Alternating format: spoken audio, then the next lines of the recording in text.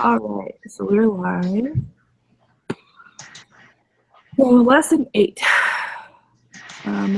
Lots of review. Lots and lots of review. Does anyone have any questions? There's a lot of stuff that I didn't remember, but I'm sure we'll go over it in the quiz.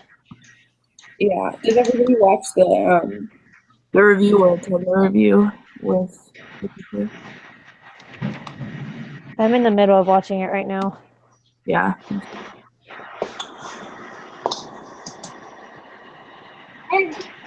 Yeah. Okay, so you want to just jump into the quiz? So Okay, cool. Sounds good.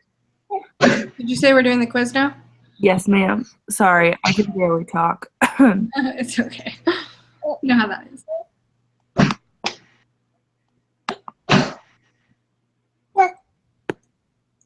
Oh, I should grab my calculator. It might.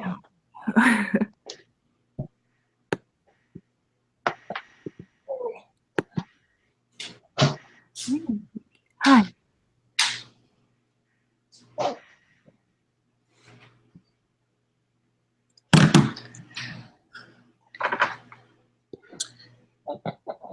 Okay, I'm in.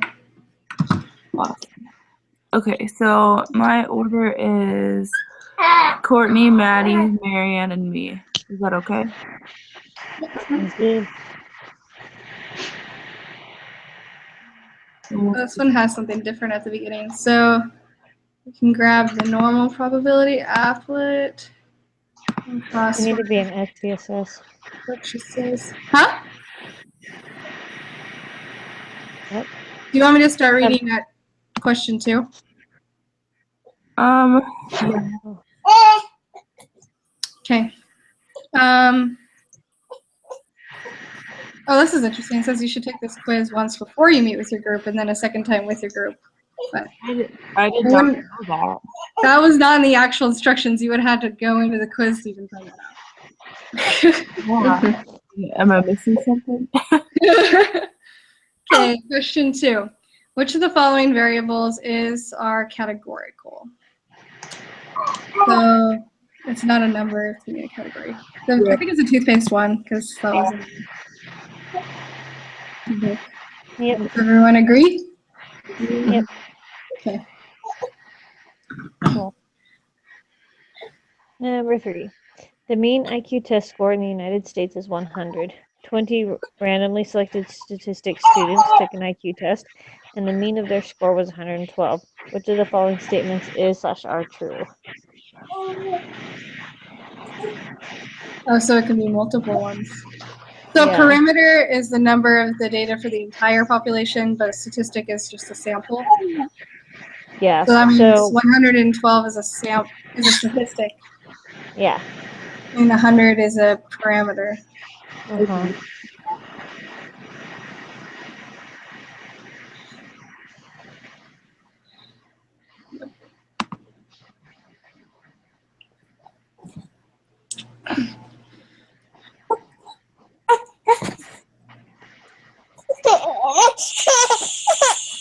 Why would 112 be a statistic? Because that's just from a specific sample. Mm-hmm. So a statistic is from a sample of a population, while a parameter is from the entire population. So all of the United States, it's 100, but for just this 20 people, is 112. Okay. Okay. Yeah. Sorry, I misread. You're good. Thanks. I didn't actually remember reading about parameters, and so I Google searched that one, but it was the only one I had to Google. Maybe I just couldn't find it. Okay, my turn. Rotham City has 4 distinct neighborhoods. The property values are very similar within each neighborhood, but they vary considerably from neighborhood to neighborhood. One neighborhood has very low property values, and another has extremely high property values. Property taxes are usually roughly proportional to the property values. What type of sample should we collect to gauge the residents' responses? to a proposed increase in property taxes. This, I think, was one of the questions on the chapter review. Yeah, all of these are actually. Now with this one, I want to say it's Yep. like the what's it called? Stratified. Stratified? Just because, but now I'm not so sure because it's based on similarities. But each neighborhood had like they varied considerably, so they're not actually similar. So maybe it's like cluster. I think it's stratified because cluster would be taking only the information from one of the neighborhoods. Yeah. Okay. Where stratified would be taking some information from each of the neighborhoods. Which I guess still would make more sense because they're at least taking variety from the different kinds of neighborhoods. Yeah.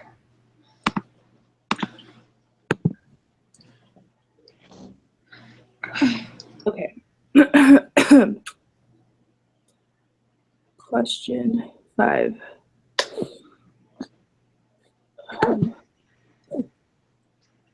Sorry. When designed experiments are conducted in the public school systems, researchers typically choose a particular district and randomly select teachers of some fourth-grade students in that district. The experiment is then conducted using all students in the selected classes. Which type of program is implemented? Is it systematic? Let's see. So that would be I put like a cluster. on this one. Yeah. Cluster, maybe because they're using all of the students from Those the selected. Yeah, that makes sense.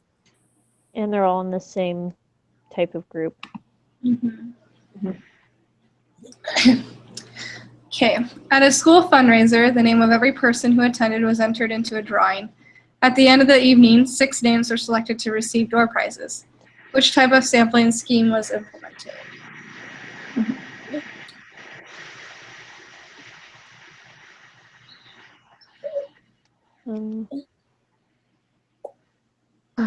Is that I put simple random sample. Probably. Because I know the definition for that is like computer generated, but I feel like it can also be just either random. Yeah.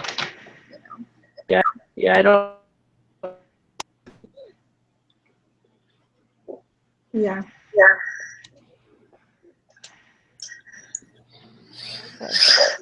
Ready? Yeah. A special interest group is conducting a survey regarding wolves in Yellowstone National Park. To adequately gauge opinions on both sides of the political spectrum, the researchers took the list of registered Democrats and selected a simple random sample of 100 people. Then they took a list of registered Republicans and selected a simple random sample of 100 people. Which type of sampling scheme was implemented? Are you both talking at the same time? I have an echo all of a sudden. What? I have an echo. Oh, well, I kept saying like, oh, now there's an echo. Yeah. Maybe if we all mute. Except for Yeah. speaking.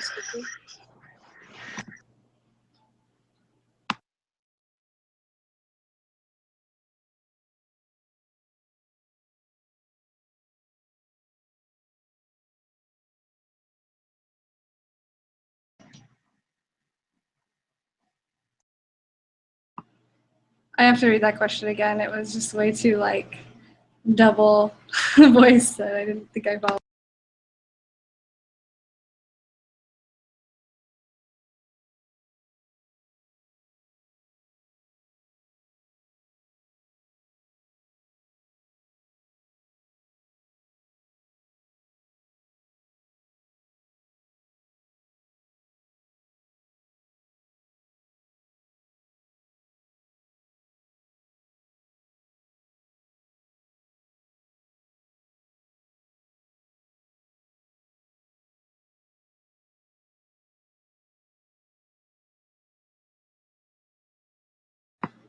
Is this one stratified again? Number 7? Yeah. I think so, yeah.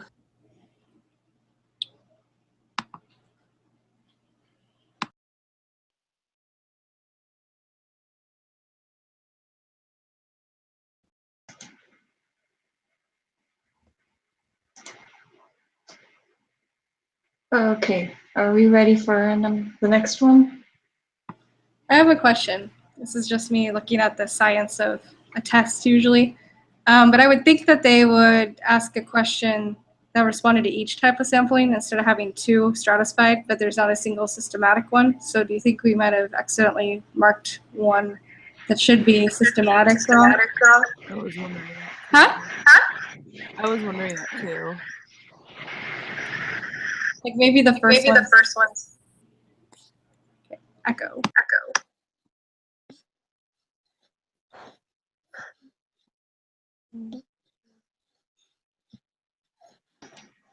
But it would be the case. Mm.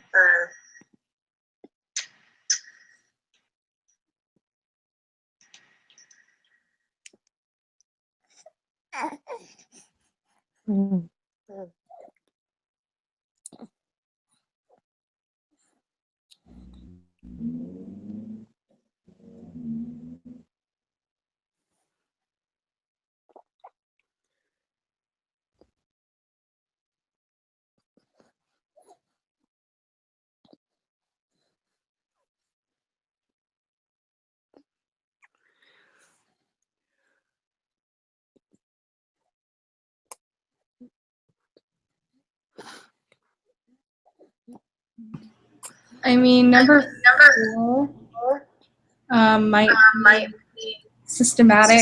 I mean, wait a second. I mean, cluster. Because they would be studying the different groups and then studying like a little minute because they're different. I don't know, because that doesn't. Never mind. I get what you're trying to say though.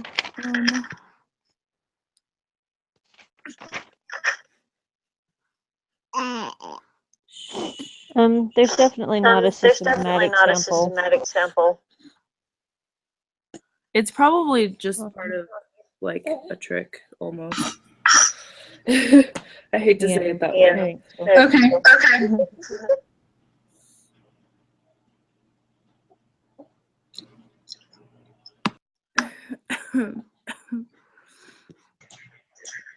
Is it my turn? Yeah. I'll read it if you all like your mic.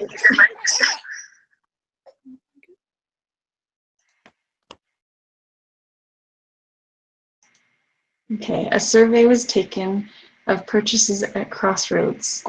Open the data file in the SPSS and use these for the next 3 questions. Okay, using the software, calculate the mean of the amount spent. So I need to open my program first.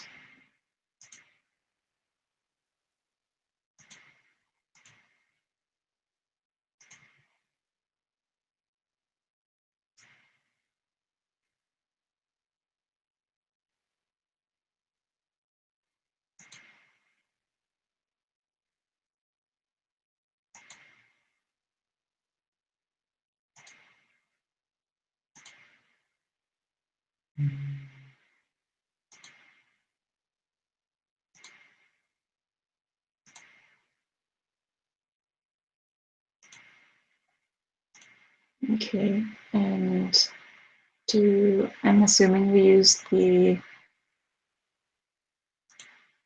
explore function to find the mean of the amount spent. I think so, yeah. I think that sounds right.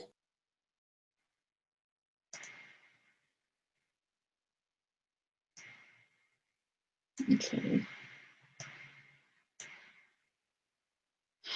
So the mean that I found is 4.771.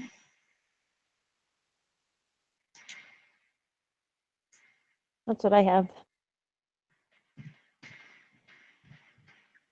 Me too. Okay.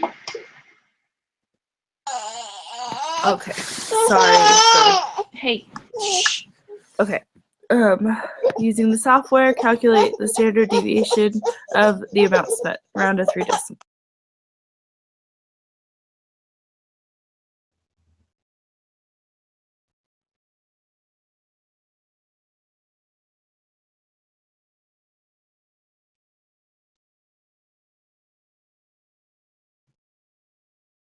Is it 1.912? That's what I have.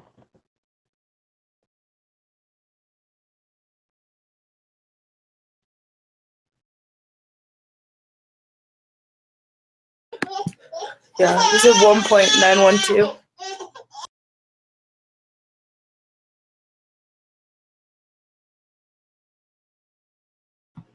Okay, is it my turn?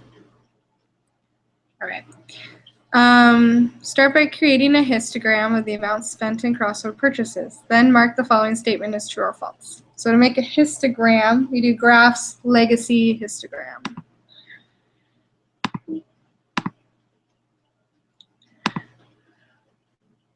And we do the amount again for the variable, right? Yeah. Okay, and then the question is, I created a histogram representing the amounts. Oh, well then, yeah.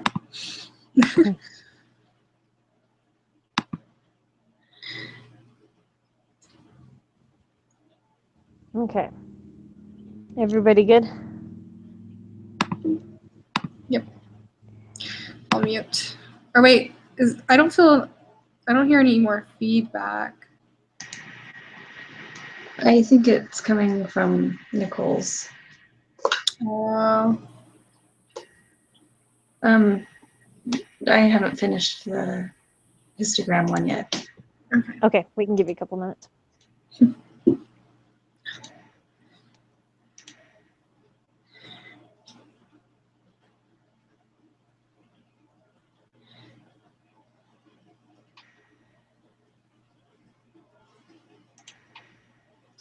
Okay. Cool. So I didn't realize it was just a true or false. Yeah, crazy. I did it. Yeah. Okay, Jessica Muir and her research team measured the body temperatures of a sampling of diving elephant seals. A thermistor was placed at a specific location on each seal to measure its body temperature. The body temperature of seals tends to decrease as they dive. The researchers estimate that the typical body temperature of each seal at the time they initiate a dive and called this the representative temperature of the seal. Thermistors were placed in the hepatic sinus of 4 of the seals, those ones. The seal's body temperature at the start of the dive was calculated to be these numbers. Complete the following table and use your work to answer the next 4 questions. Ooh, one of these What is? Okay. Yeah. And what is the value of the number that goes in the position marked with an A in the table above? It's nice that they put the formula up above. So we're going to take the observation, so 37.91 minus the mean, which we need to calculate from the table above.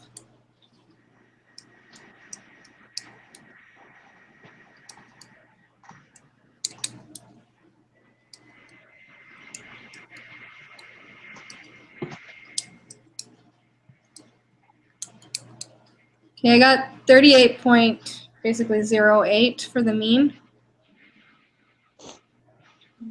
Yep. Oh, I forgot. We have a little paper to write on.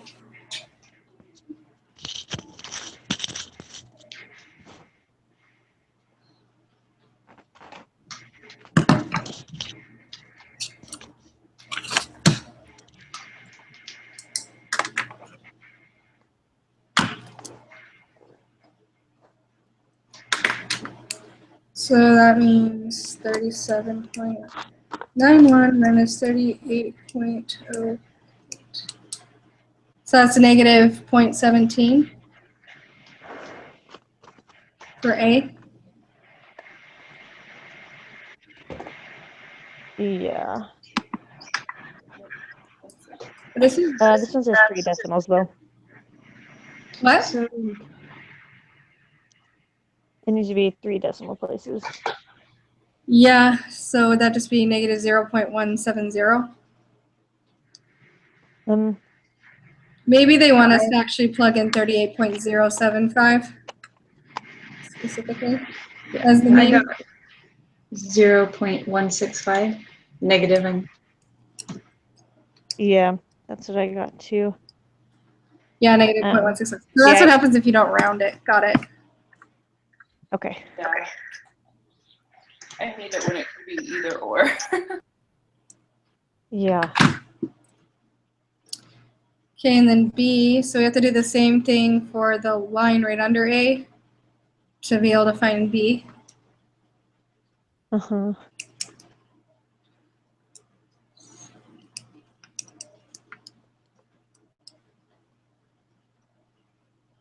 So we're just going to square root that.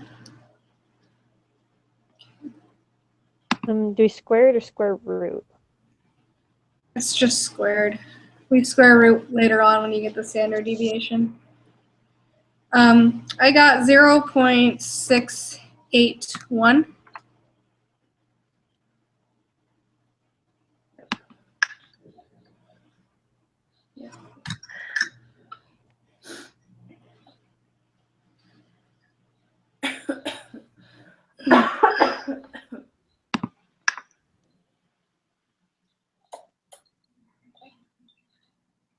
Okay, and then whose turn is it? Does anyone even remember?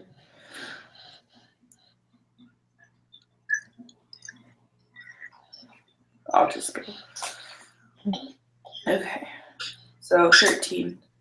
What quantity is equal to the sum of the numbers in the squared deviations column?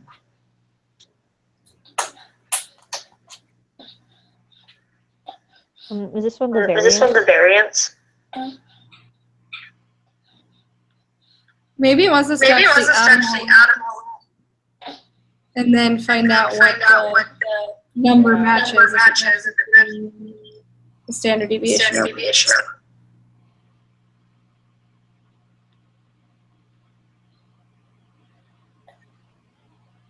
You think? Maybe, unless there's a simpler solution that I can't remember right now. Yeah, I'm a little confused. So Nicole, I think the feedback is coming through on your mic. That makes sense. That's why I keep muting it, just in case. Plus, my kid keeps screaming every once in a while, so.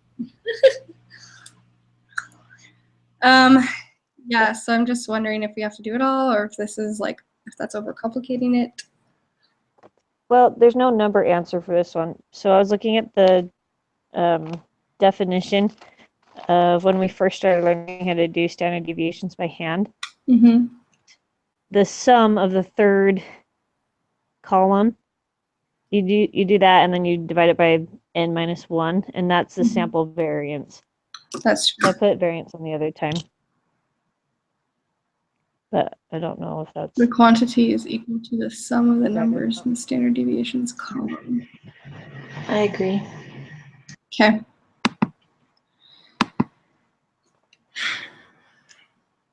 I can go next. What is the standard deviation of these temperatures? So now we have to finish the whole thing. Woo. Okay, I have to like draw this out now. I hope we're allowed scratch paper. I'm sure we are. It was on her review, she says, I'm not going to be there to use the first side of the one page, but it's good to sum it all up on one page. Yeah. I have super tiny notes written down. If we're allowed to have Yeah. chocolate, I'm sure we're allowed to have scratch paper. Oh yeah, chocolate. She's cute. I'm Probably glad gonna I watch stocked this. up for Mother's Day. Okay.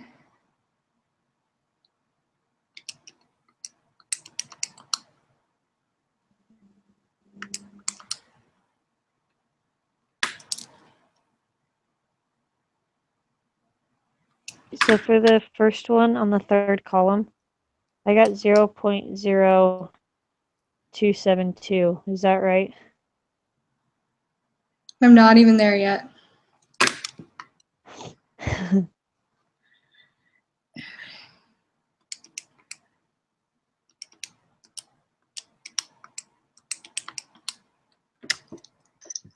That's what I got. On the third column, like the one right under B.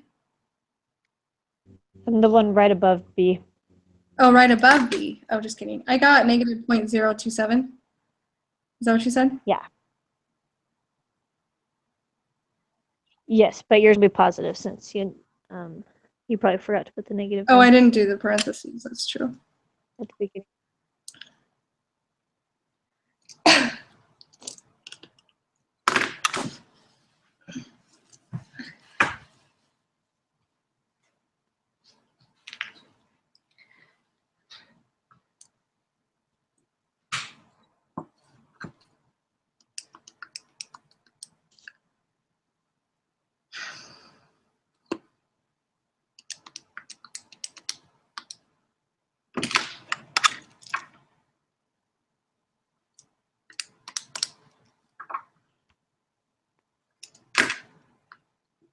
Okay, I have the table filled out. I'll wait till you guys are there. I want to make sure I do it right before I keep going.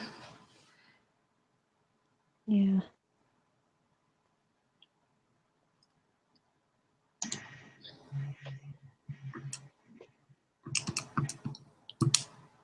So to get the standard deviation, do we just, after adding up that third column, take the square root of it? We have to divide it by 4 minus 1 first. Oh, you have to get the variance first? So Yeah. this is the, actually like cut it out. That's like the formula. Can you see that? I'm gonna steal that idea. Just cut it out. Put it on it fits. Screenshot. I just Photoshop crop things out and do that just for notes. Okay. Okay, so does everybody have the third column filled out? Well, I got the sum. Okay, yeah, I got the sum of the 4 as 1.534. Is that what you guys got? I haven't done the variance yet. That's what I got. Okay, just want to make sure I'm on the right track. So then I divide that by 4 minus 1, right? Yeah, you can just divide it by 3. That's true. I don't know why that's never occurred to me.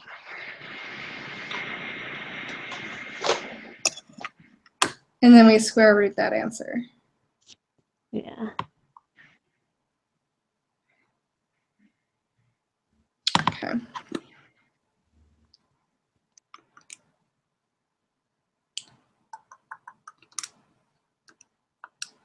So did you guys get 0.715? Yes. Yeah.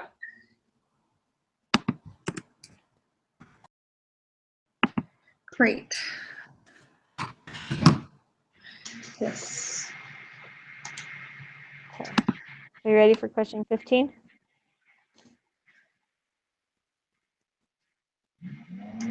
Yep. Whose turn is it? It's my turn. Under certain conditions, the standard deviation can be negative. That is false.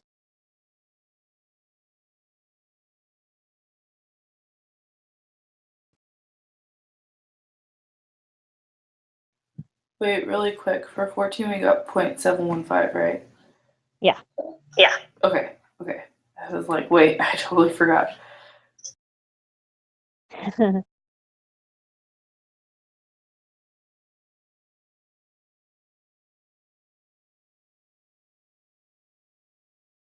Okay, is it my turn? I think so. Okay, in the same study, the researchers placed thermistors in the 3 seals near their spinal cord and brain in the extradural vein. They placed thermistors in 6 other seals in the aorta, the largest artery in the body. Finally, they placed thermistors in 4 other seals in their hepatic sinus. The results from the study are summarized in the table below. Which location resulted in the most consistent temperature measurements from one seal to another? All I gotta say is I feel bad for the seals. So, Is it the extradural because the deviation was the smallest? That's Wait, what I put. yeah, that's right. Okay.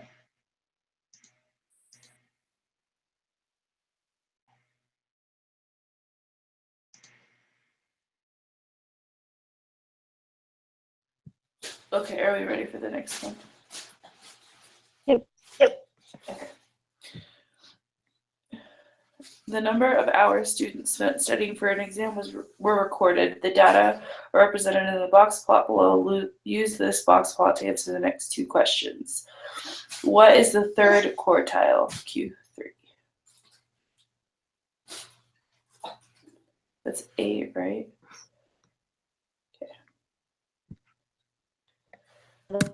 That's what I put. Okay.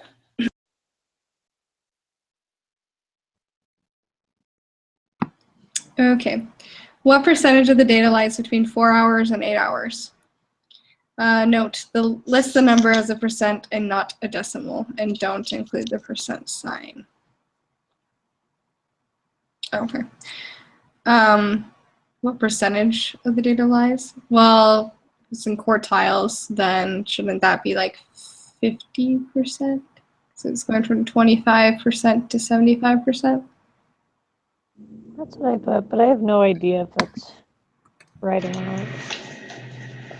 Yeah, in the review, I think it was the review. What's our teacher's name? Cecil Wilkinson. Wilkinson, sorry, I've got 3 of them, and this is the most I've ever taken in a long time. And she listed it as, well, they're quartiles, so they're in quarters up to 100. So it's 25 for the first, 25 for the second, 25 for the third, and 25 for the fourth. And so you just add up those 2 25s between those 2 quarters. And Okay, so that's this how you is get 50. 50. Okay.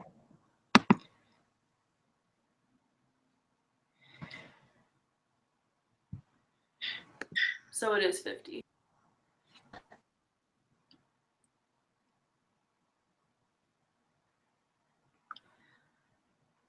All right, is it my turn again? Okay. I think these are the group of problems that I had trouble with on the practice.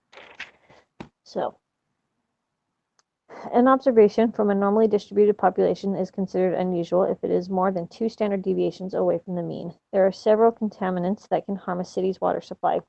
Nitrate concentrations above 10 parts per million are considered a health risk for infants less than 6 months of age. The city of Rexburg reports that the nitrate concentration in the city's drinking water supply is between 1.59 and 2.52 parts per million. Of this range are unusual. We will assume that population minus 2 standard deviation equals 159, and population mean plus 2 standard deviation equals 2.52 parts per million. Let's assume that the measured nitrate concentration is normally distributed. Estimate the mean of the measured nitrate concentration in the Rexburg's drinking water.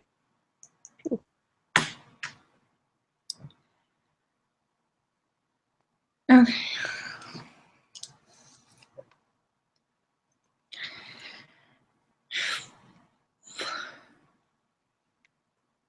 So do we just add up 1.59 and 2.52 and divide by 2?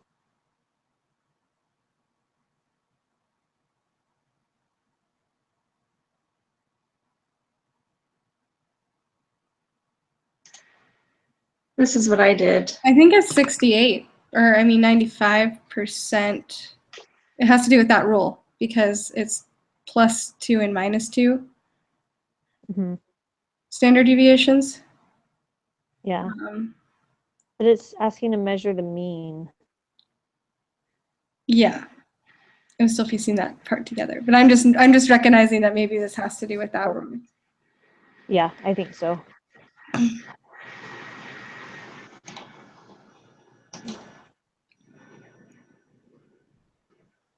Marianne, what did you do? This is, you want me to show it again? Yeah. I had to ask my husband because I couldn't get my brain to figure it out. And so we just took the two equations and we rearranged it so that we had one of them say the mean is equal to what it said, 1.59 plus 2 standard deviation. Mm-hmm. So we solved for the mean on that one. And then since we had that mean, we added it into the next equation. So 2.52 equals, and then I added in this mean right here, or yeah, that we solved for. So 1.59 plus 2 standard deviation plus the 2 standard deviation that's up here in the formula. And then just solved for the deviation and found out that through just algebra that the deviation equaled 0.233, and then just plug that in to one of the equations and find that the mean equals 2.054. Dude. No, I don't remember like learning that. So that was just a way of forming it, solving it algebraically.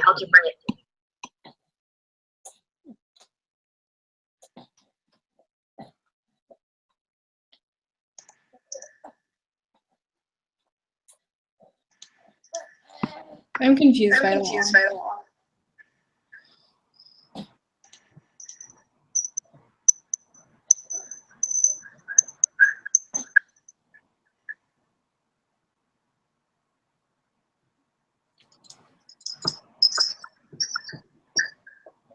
I didn't follow.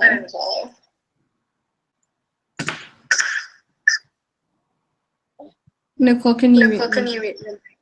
Oh, sorry. Okay.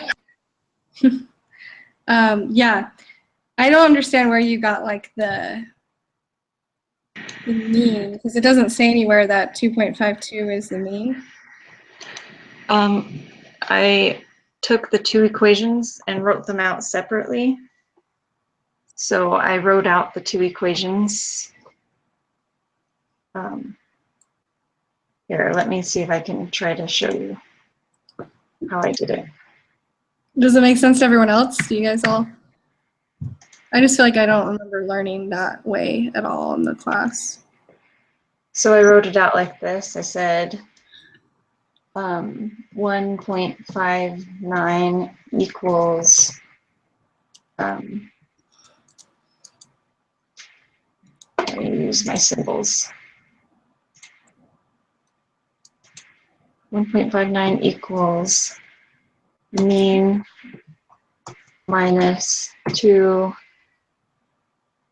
let's see, standard deviation, and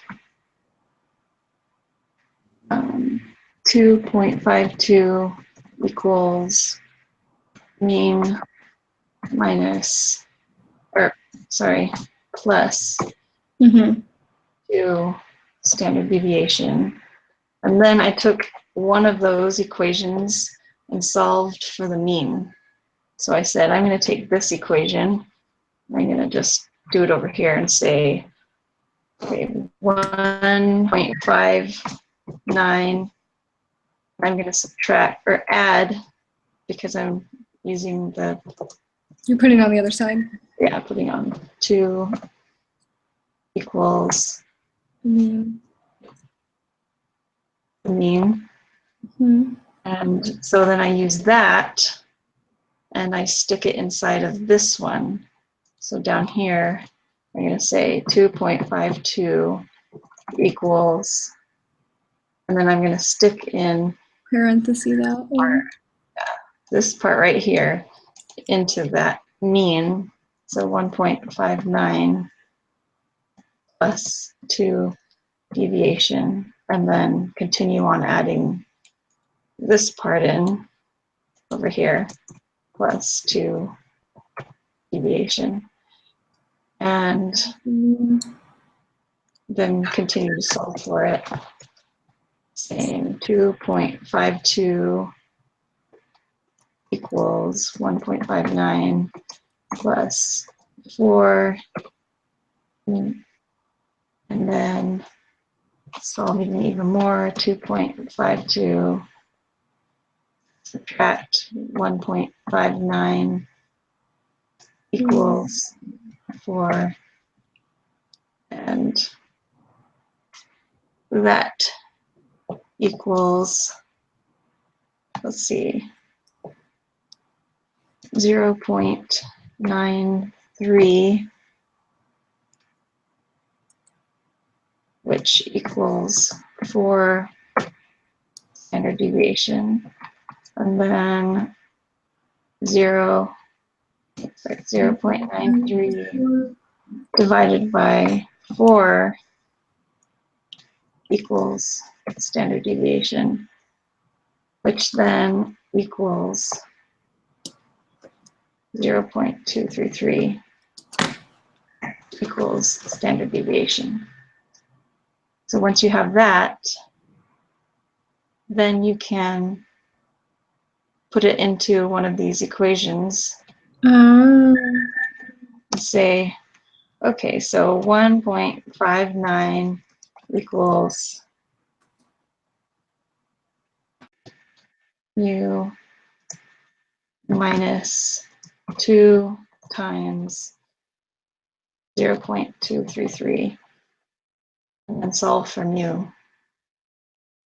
or solve for, sorry, standard deviation, or sorry, solve for the mean. So what would that be? 2 times 0.233 equals 0.466. So 1.59 equals mean minus 0.466.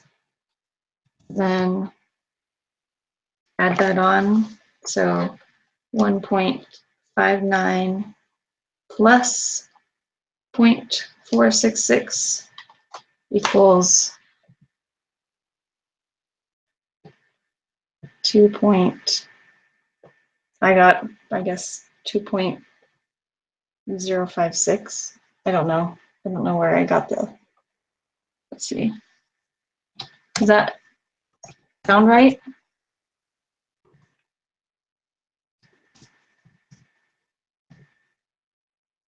I don't know why I got a different, slightly list of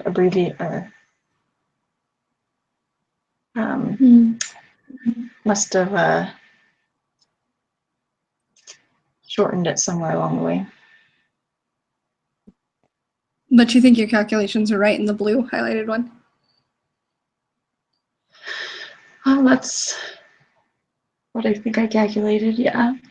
Well, thanks for putting that out there. That makes a lot more sense now. That I just sometimes have to have it like.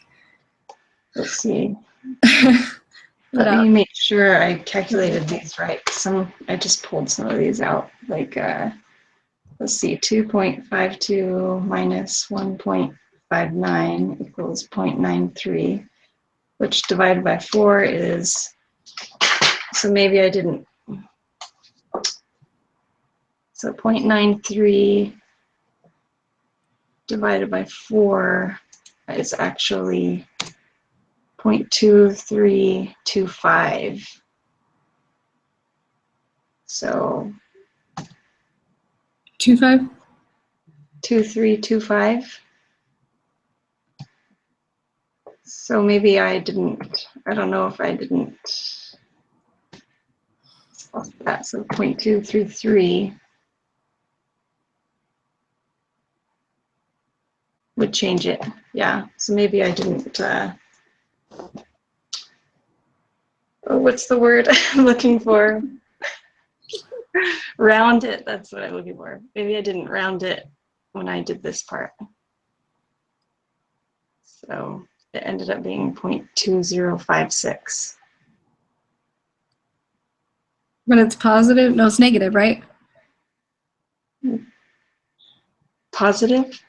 It looks like it's negative. I mean, your thing's really small, so I can't really tell what's positive and negative. Sorry, I That's don't just know because of how my screen is set up right now, too. Is it positive? It looks like a negative from my point of It's view. positive. Oh, okay, so it's just 2.065 or 64. Which one did you think was the right calculations? Let me take a look. 2.056.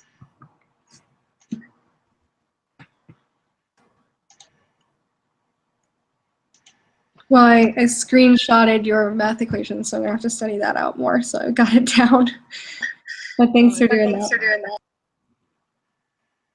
Mhm.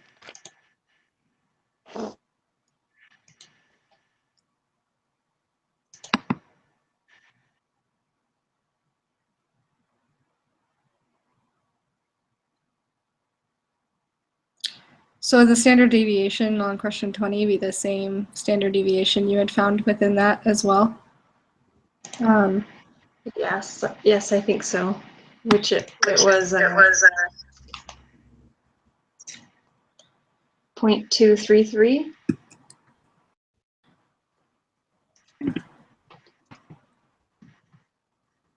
I'm sorry, I'm super lost. What was the mean?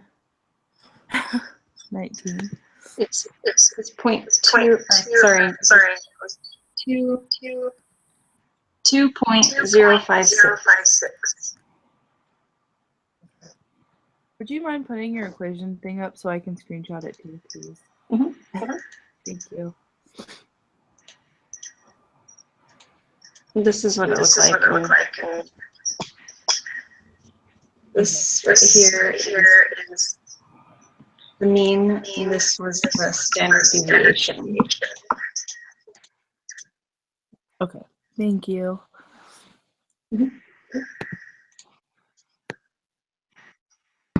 Maddie, did you follow it all?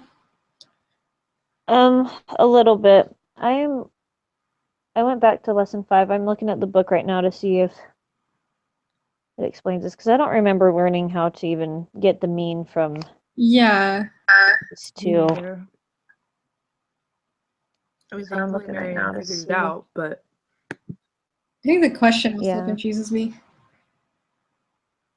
Like, it Yeah. doesn't feel like there's enough information. I half wonder if it has to do with the applet, but then I don't know, like if you could use the z-scores to get the mean or something.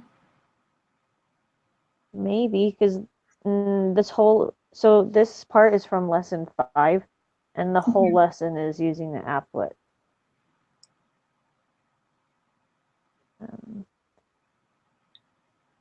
Because maybe it's what Mary Ann did, but there's like a faster way to get it with the applet.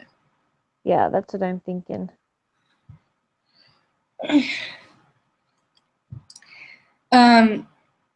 So 2 standard deviations. Let's see. I do have a note thing that I wrote down, probably from that section where I said, if you're trying to find 68%, find the mean and the standard deviation. I don't understand what I wrote down though. That's the problem. I might have to review that. But I basically said, find the mean. So for 60%.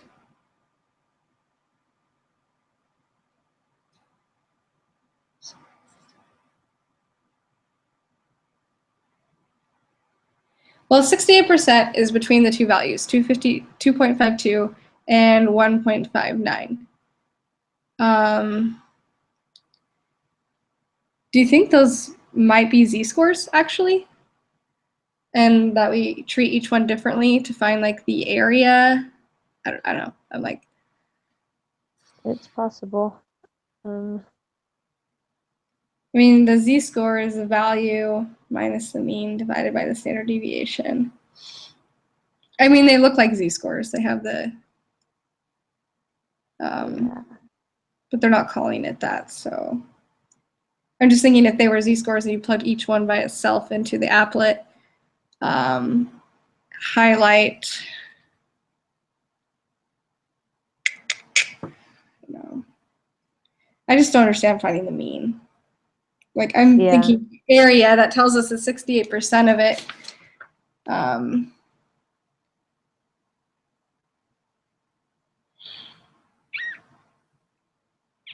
Usually the mean is given to us. Yeah, exactly. Well, we know it's not a, this is like too insufficient for an answer. There's nothing like that here. Yeah. Hold on, I might have found something. Let me see.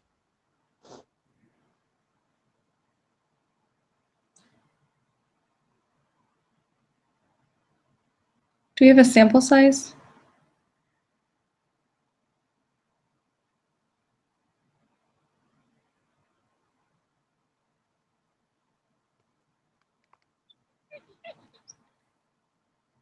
I guess we don't really have a sample size either. Yeah, there's no real numbers to plug in other than the two.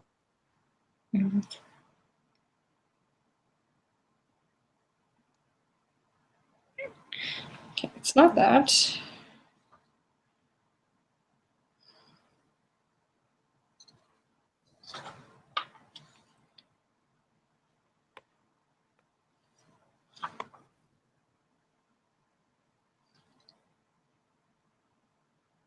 Because we're not trying to find like a percent.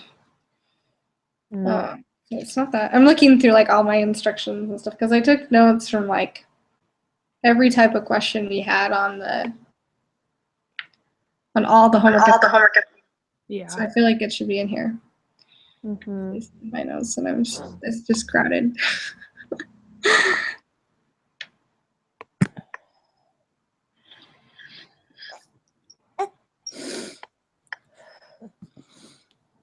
I'm almost thinking though, with my notes and the 95% equation that we're using, I feel like it's giving us the answer to those. What do you mean by that? Like, we have to do something with those answers, not necessarily plug them into the same equations.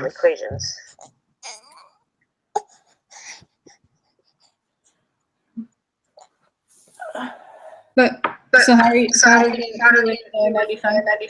Can you mute your microphone?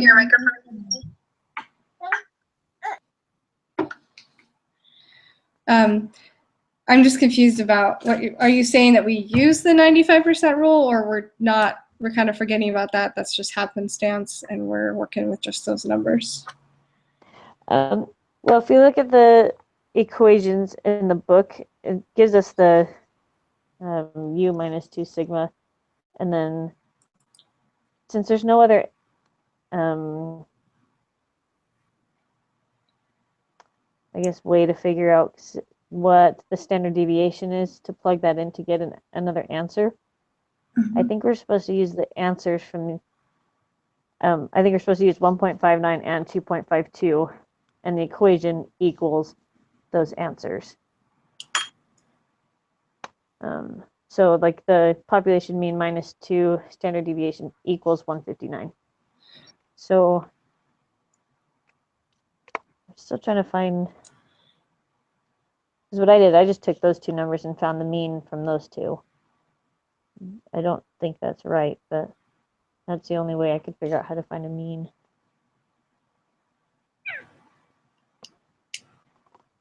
Can you like pull up on your screen or something the equation you're using? I just need to visually see it. the formula. Yes. Let me see if I wrote it down because I'm on my phone. So, Okay. So no. Hold on. Let me write it out real quick. Okay. So I did 1.59 plus 2.52.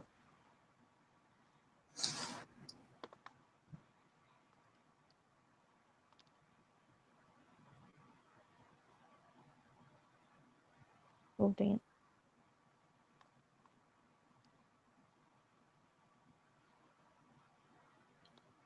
Okay, let me turn on my video.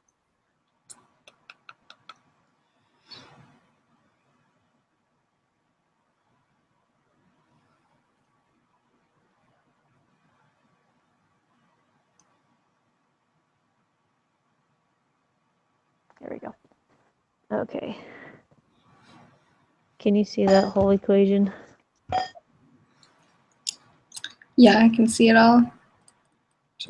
Okay, so that's just what I did. I took numbers and just found the mean of both of them. Is that 4 minus 11 or 4 times? I don't see what the symbol is in the middle. Oh, it's 4.11? Yeah, 4.11 divided by 2. Now, where did you get the 2 from? Just the standard deviation? So, no, so the 2 is, this is just finding the mean. So I added them both up and then divided by how many there were. Oh, that's it. Okay. That was way simple. Okay. So you're worried that might not be right, though, because it's super simple. Yeah, it's a little bit too simple. And it does round to 3 decimal places. I don't know. Should we just keep going with what Marianne said, and we can see at the end what it turns out to be? Yeah. Yeah, probably. Option for now. Okay.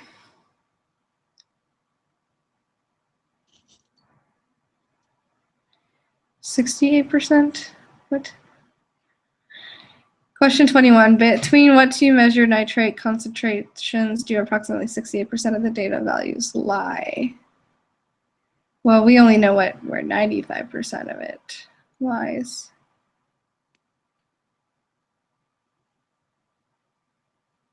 Hmm.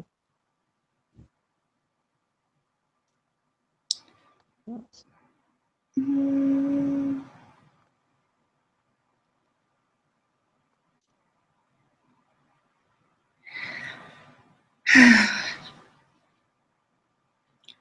Well, we know it's going to be 1 standard deviation less. Uh-huh.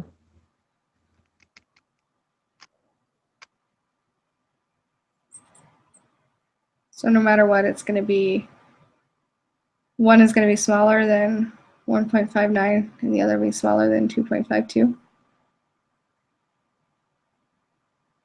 Yes. So it's either the first one or the, nope, Mm-mm. that would have to be the last one, wouldn't it? No, because that's still 1.8, which is still bigger. Oh, yeah. It doesn't make any sense. Just going off logic. I'm gonna go, she put up a practice test with answers. Yeah. I'm gonna go see if there's questions like that. I wish If you there's have answers to the how they did it though, preparation. because on this, like, we would need the how she finds that answer, not just the answer. Yeah, I don't know. Sometimes they don't have that. Yeah. I was feeling pretty prepared for this until these questions came up. Yeah, these were the ones that I had a hard time with. I don't feel like it follows anything in our instructions, but it must be like really obvious, like right in front of my face. I just don't. I don't recognize the formula from the context of the problem. Yeah, I feel like that's how all math tests are.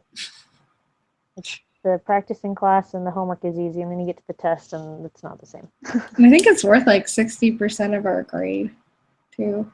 So, Yeah. yeah, I think tests are heavily weighted in this one. Mm-hmm.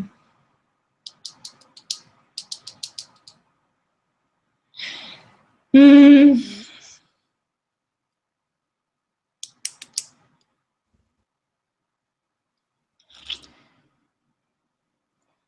Well, do we want to do the same equation that Mary Ann did, but plug it in with the 1 standard deviation instead of 2 standard deviations? Like,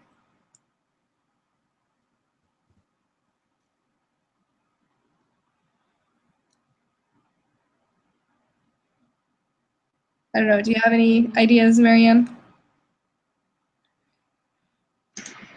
I think my only idea is to do what I had already thought to do, but I don't know if it's right.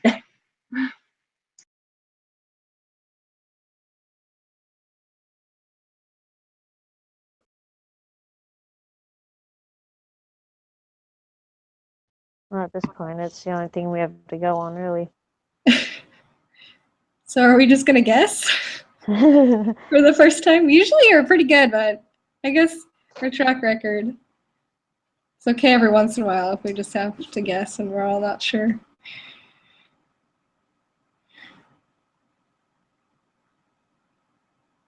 Yeah, but this is like a real guess. Normally when we have to guess, it's still pretty... We have stuff to go off of. Yeah. Yeah. Well, like that's Or why with I the was TA thinking, for well, maybe questions. it's smart if we plan on like a number that's smaller than each of them because it's only 1 standard deviation. That's the mean minus, or the, okay, I Yeah. thought mean was x with the line above it. So, It is. so what is this little like u thing with the line? It basically, So I I think X bar is the It's sample sample. mean, if I Yeah. remember right. And then x is U just is the population. value. So this is still the mean then, the little u with the extra line. Yeah, it's just the whole population this time. That's what I thought, but sometimes I confuse myself.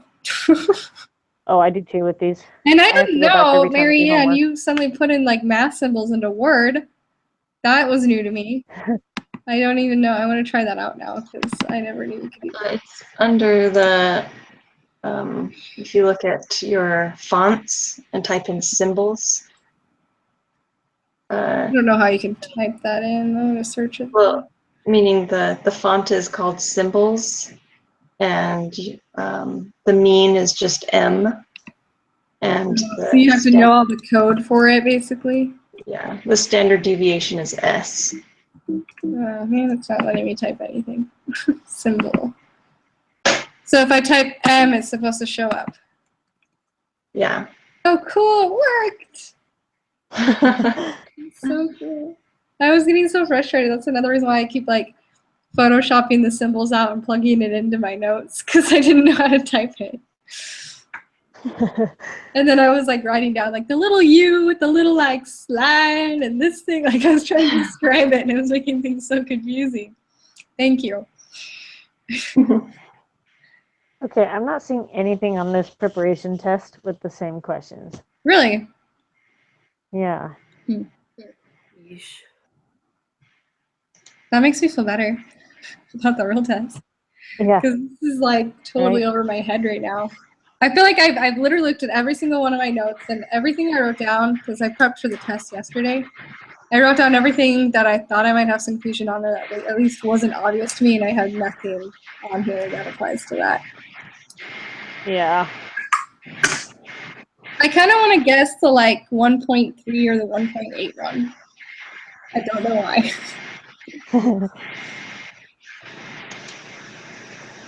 Probably because they're both at least, well, actually, probably not the 1.8 one. Maybe the 1.3 one. What do you guys think?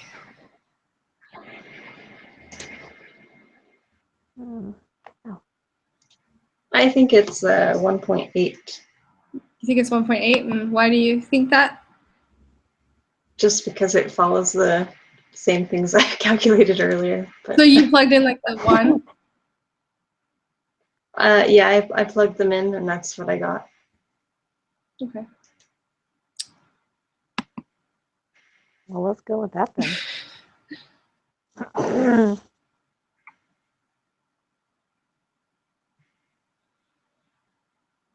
Okay, whose turn is it? I went last, I think. Okay, so it's my turn.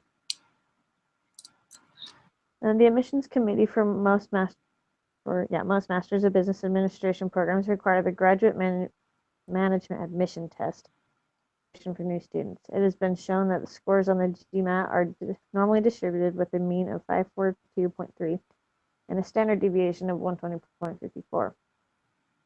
The minimum GMAT score required for admission to the MAC program in the School of Accountancy at BYU is 500, but it is rare for students with scores less than 600 to be admitted.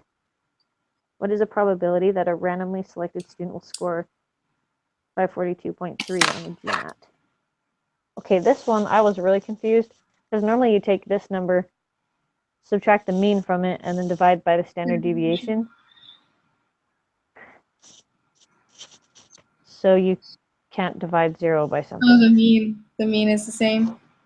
Yeah. You probably still do it. I think that just means it's 50%. It's right in the middle because it's the mean. Well, it's the middle. Well, yeah. Uh-huh. That would make sense. Yeah, that does make a lot of sense. Yeah. So, and it So, doesn't say that this we have to one- round to the third decimal or anything. It as a percent. What is the probability? So I would just say But 0.50. probably that's usually the safer way to do it.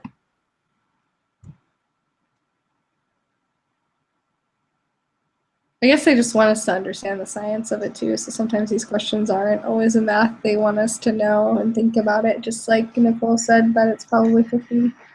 It being a mean. Yeah. Okay. Are we ready for the next one then? Yep. What is the probability that a randomly selected student will score below 600? So then we plug that in to find the z-score.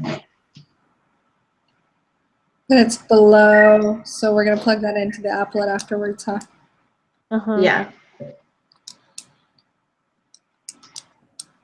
Divided by the standard deviation. 120. F4. So it's the z-score.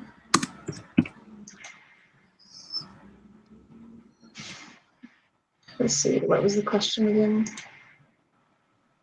Score below 600. Okay, So I got 0.684. that's what I got. Sweet. Now, because it doesn't say to put it as a percent again, but that is a percent. 68.4%, but I'm still going to put it as 0.684. Yeah, that's what I'm gonna do. Just to be safe. Okay, my laptop was fully charged, but because we struggled so much on this, I got to go grab my charger.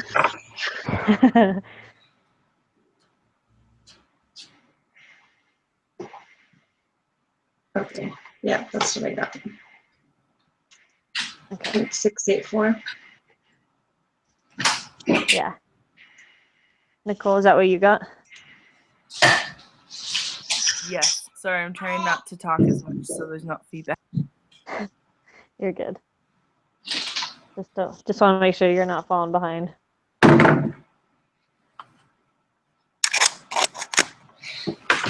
Okay, I'm back.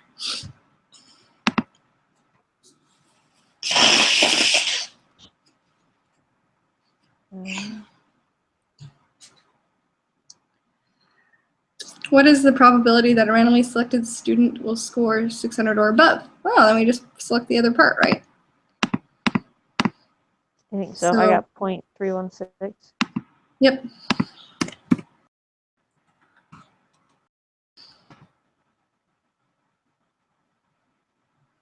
Oh.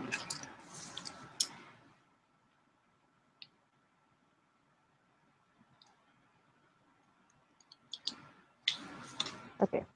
Find the GMAT score that corresponds to the 10th percentile. So we need to put 0.10 in the area.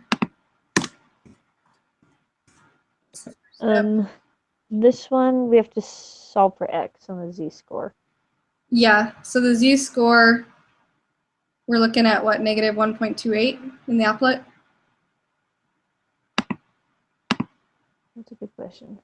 Well, okay, I gotta retype this in. I have my instructions here. Is it negative or do we do the positive one? Does it matter? You're finding a percentile with the applet. I would think it'd be the negative one because 10% is pretty small, but I don't know. 10% is less than the mean, so you use the negative. Yeah. Okay. Then I Um, might have the wrong answer for that one.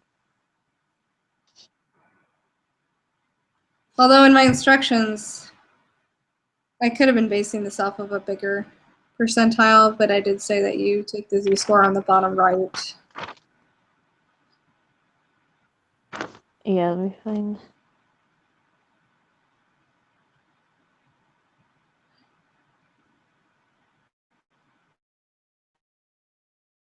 Oh, you put in 10 at the top.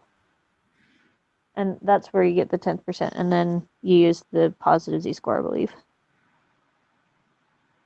Yeah, I think it is the one on the right. I think that's just a rule for any of them. Yeah. So 1.282. Mm. And then we plug that into minus the mean. I mean, sorry, that's the... So oh, this is where we have to solve for x, so we have to rearrange the whole equation. Yeah. Yeah, one sec, I gotta write this out then. Yep.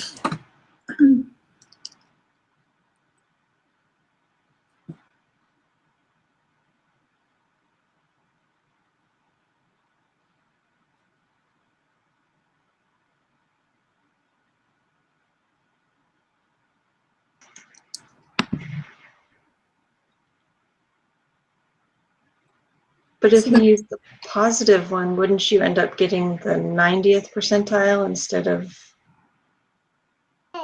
Yes, I was thinking that too, because the 10th percentile is the lower part of anything. Mm-hmm. Like, the only reason I know that is my baby's the 15th percentile, meaning that he's lower in weight than anything than Baby's his age. yeah, sorry, I can't think. You're good. But with this one, they tell us we just put in the percentile at the top where the area is, and then because it'll change the z-score if you put in. Oh. How do you put 10 at the top though when it says it needs to be between 0 and 1? What do you mean? Are you talking about the applet or something else? Yeah, I'm talking about that. So are you saying put what as the area? So you would go to the area and put 0.10. Okay, got it. And that shows the 10th percentile.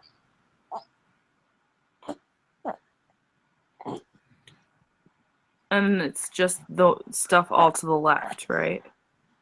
That one I don't know. I've just in my example I just have the positive z-score. But did you get an area, I mean not an area, a score that was larger than the mean? Yeah, I guess we'll be able to base it off the answer. I'm almost pulling it up.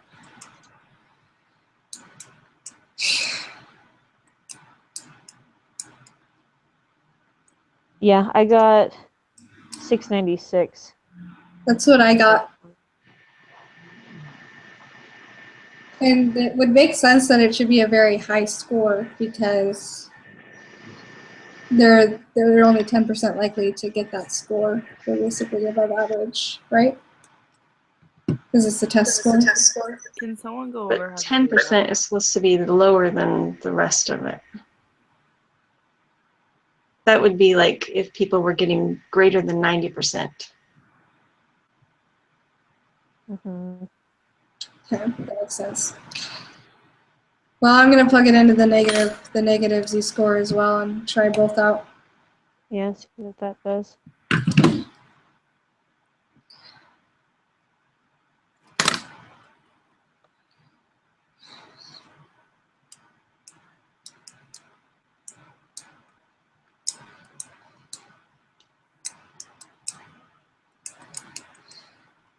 And in Was that fact, 387? the next problem down is getting the 90th.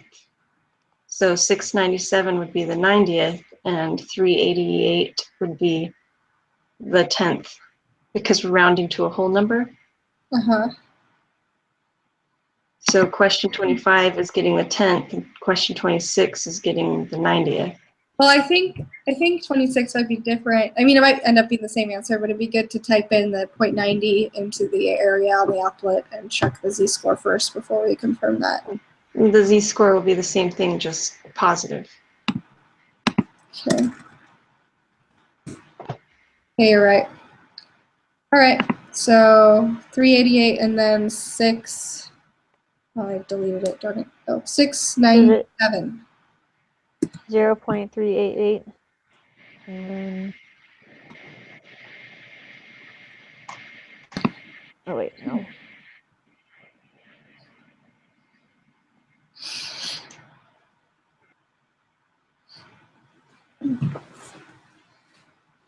Okay.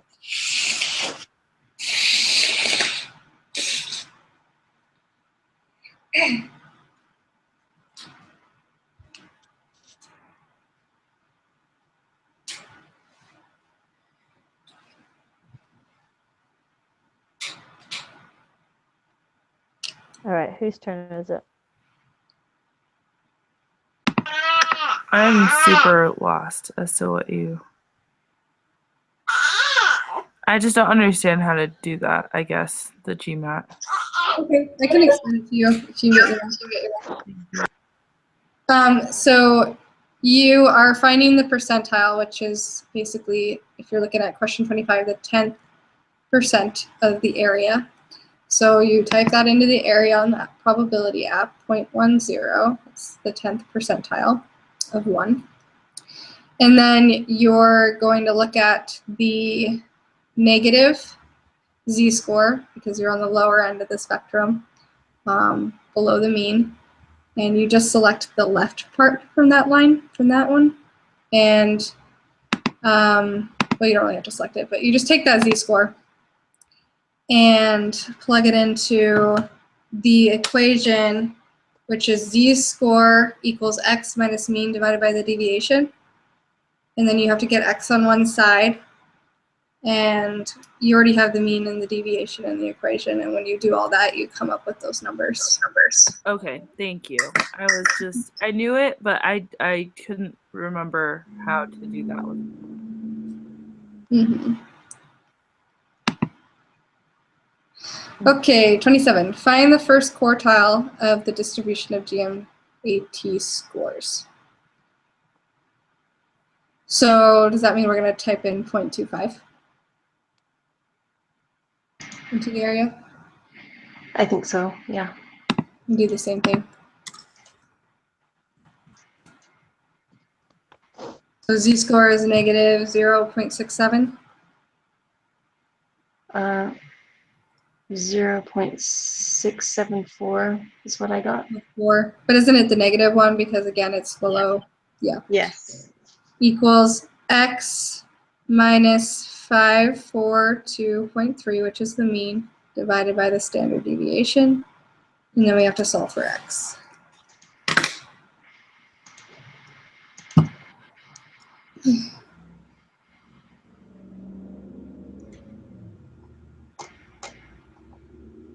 What did you say the z-score was? Negative 0.674.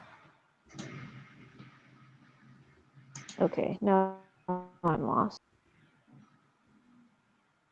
It's what happens if you put 0.25 in the area. Okay, so you do take 0.25 and then Well, you put that in the area and then you find that negative z-score. Okay, the negative one. But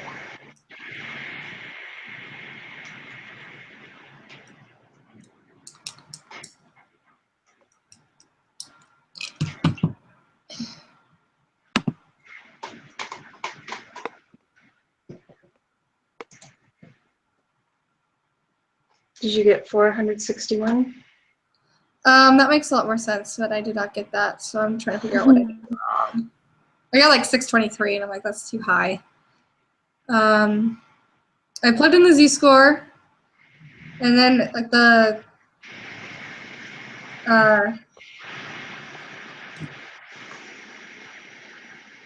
because it started off negative, and so in the equation right before you get, well, when you have x on one side finally, I have 542.3 mean plus 0.674. Is that supposed to be minus? It's supposed to be plus.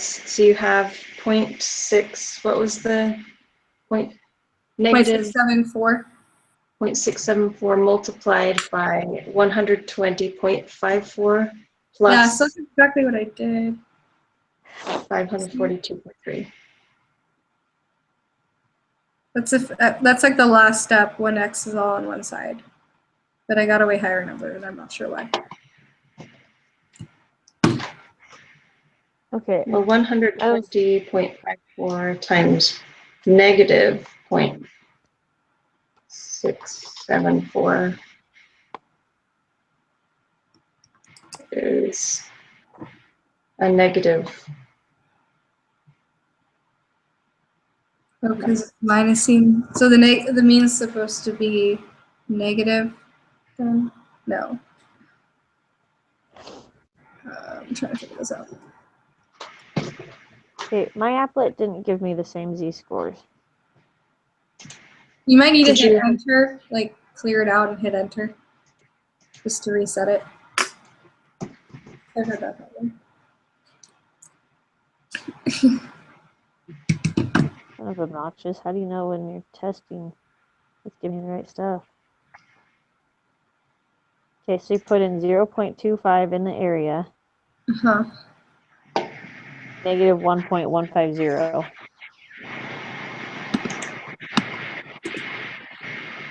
Did you have it highlighted first, or Yeah, highlight just the z-score below, like just, the one on and the left. just the left side? Let's see.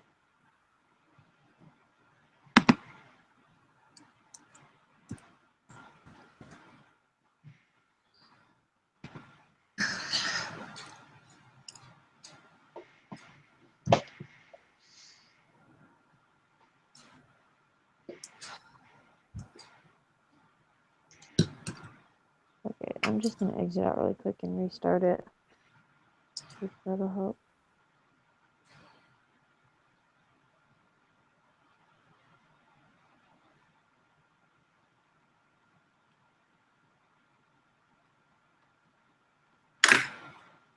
So you have to make sure nothing is shaded in the curve.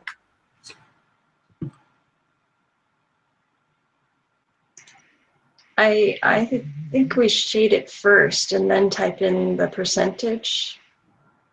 Okay, so just do the left. Okay. Negative 0.674. That's what we have. That's obnoxious.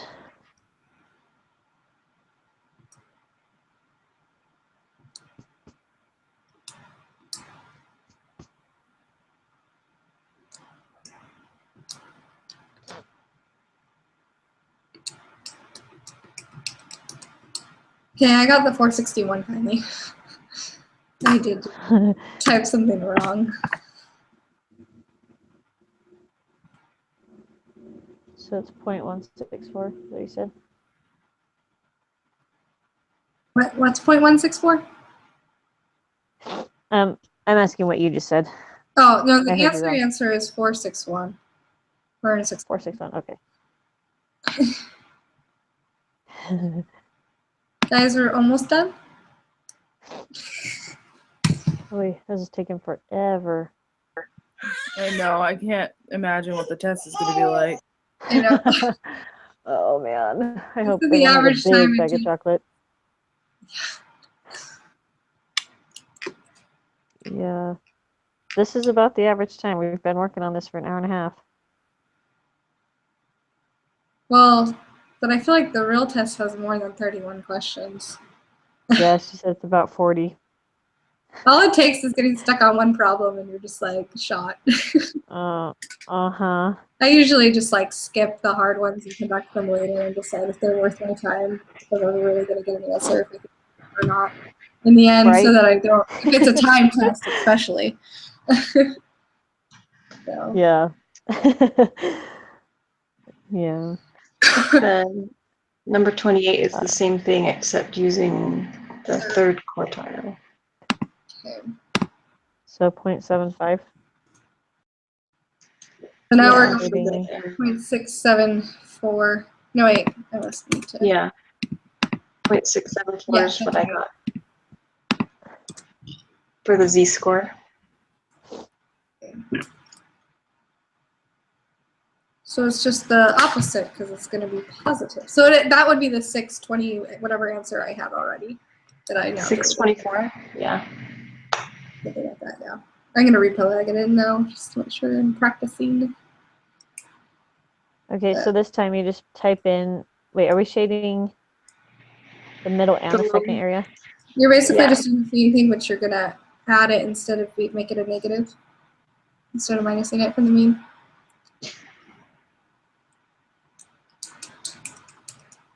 $623, so 624 rounded. This is the same as the two before it, right? Except we're using the quartile, so like 25 and 75. Okay, just making sure because I'm getting the numbers, but I'm like, am I doing this right? So 624. Mm-hmm. Okay. Okay, consider a simple random sample of n equals 15 students taking the GMT. What does the mean of the distribution of sample mean scores for all such samples? So now we're going to plug it into we take the mean divided by minus the value minus the mean. The mean doesn't change, right? The mean is always 542.3. Yeah, it's the same, but we're going to Right. divide it by the standard deviation with the new sample size. Yeah, Okay. so it's Which, standard well, deviation it's divided square by rooted. square root. Yeah, for Yeah. the sample size. But let's see. What is our value number? That's what I was just gonna ask. Are we basing this off of? Let's see.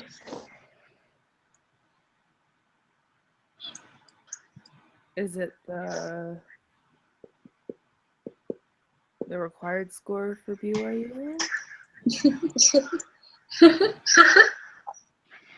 500?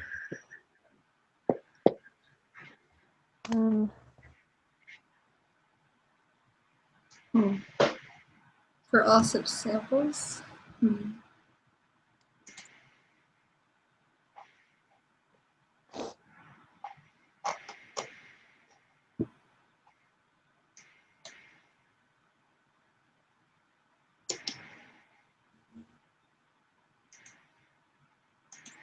Let's see, I know how to find just the standard deviation of those, but I still think, I can't remember if I thought that the mean was always the population mean.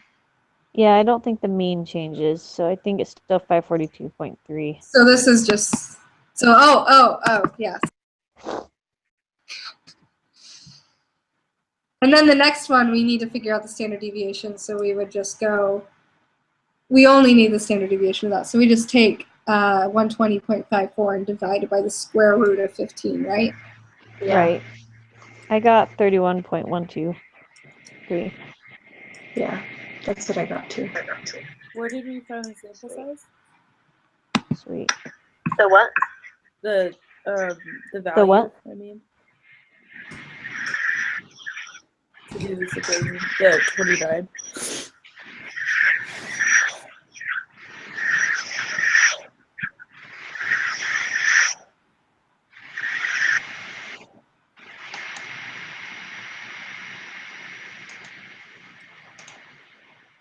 What's the question?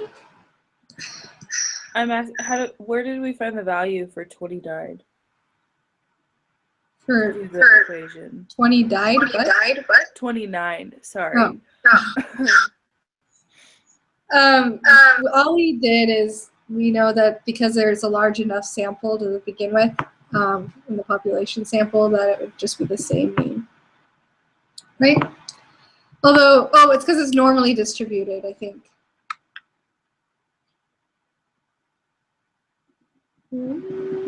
Yeah, because the population mean was normally distributed, even though the sample size is smaller than 30, it still means that the mean is going to be the same just because of the law of,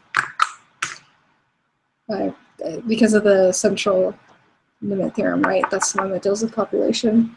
So is it still the value minus the mean? There's no equation. It's just the exact thing.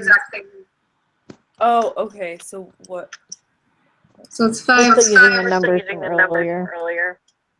Got it. Okay. So it's just the mean? Yeah. Sorry. Yeah. Okay.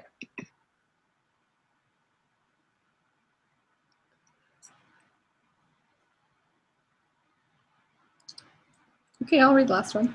What is the probability that the sample mean GMAT score for a simple random sample of N15 students will be greater than 600?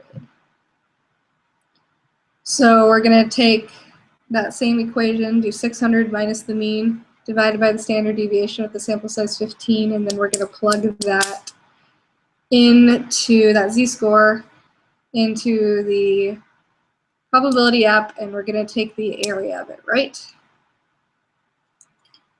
I believe so.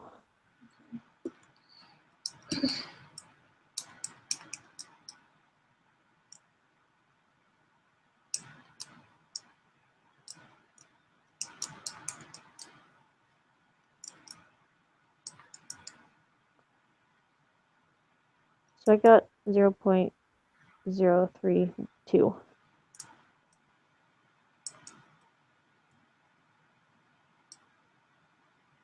Wait, as your z-score? No, as the actual answer. Oh, okay, good. Yeah, for the z-score, did you get 0.1235?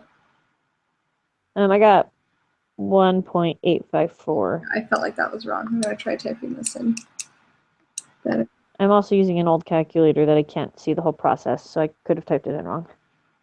Okay, I'm going to put it in parentheses. So the standard deviation, or the standard deviation is 120.54, right? And then times by the square root of 15. I still got 0.123. Did you say times or divide? I mean, it needs to be divided by square root of 15. Right. Yeah, I got 1.854 for the z-score. Sweet. Hmm.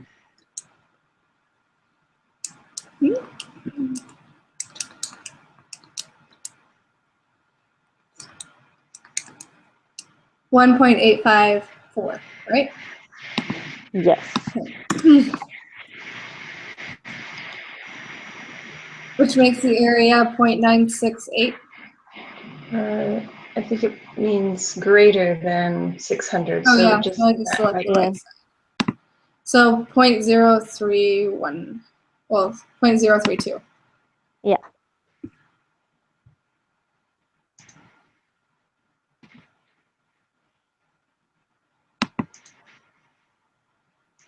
Okay. Looks like is everyone there? yeah. Yep.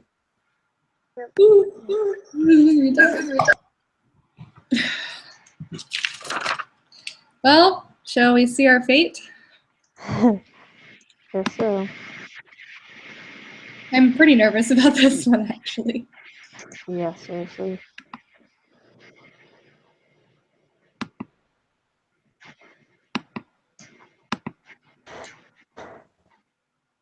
93%. I got 96.77. I got 96. I must Which have one did you typed get something wrong? in wrong. I only missed one. Looks like I put number 13 in wrong. No, that's the one I think we all got wrong. The variance wasn't right. Gosh, of all the ones to get wrong, it wasn't even Seriously. one of the hard math. So, Marianne, you were totally right on that equation you were doing. I typed in number 18 wrong. I typed in just 0.5 instead of. Oh, yeah. Well, you can go back and do that. Now, I guess. I don't know if I want to come back in. No, that's a lot of questions. Question 13. Accept the fate. So what is 13 then? Yeah, I'm wondering what quantity is equal to the sum of the numbers in the square deviations column. Maybe we really were supposed to do the math and see what the number equaled as to say, but I would think there would just be a rule saying, hey, it's going to be the same as this. It should be the same as this. There's probably none. Maybe. Well, I'm not going to worry too much about it. I'm not that upset when I only miss one question. Because I think But I since do- it said only I do- adding, since it said only adding it up instead of adding it up and dividing it by the. Oh, maybe. Yeah. Okay, well, good luck, everyone. Yeah, thanks, you too. I'm wanting to take it today so that I have time to do homework tomorrow for the next assignment. Good luck. Because I take forever on these homework assignments. I don't know about you guys. It takes me like 5 hours on average. Yeah. Takes me forever. Yeah. And so I just basically block out my whole day. It's just that. The day before group meetings. Yeah. That's whatever I have to do for my other class. So, all right. See you guys. Thursday. Sweet. Bye. Yep. See you guys.